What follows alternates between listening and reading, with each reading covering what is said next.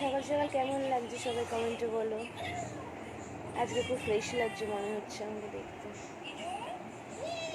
তো সবাই কি করছো, কেমন আছো, ভালো আছো? আমি ভালো আছি।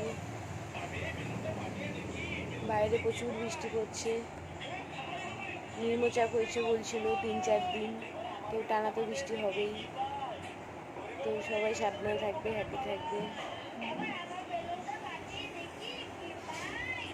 যেখানেই যাবে সবাই ছাতা নিয়ে যাবে, কারণ এই বৃষ্টিটা খুব খারাপ, ভিজলে শরীর খারাপ হচ্ছে, জ্বর হচ্ছে, কাশি হচ্ছে, কাশি একবার হলে কমছে না, ঠান্ডা লাগছে প্রচুর।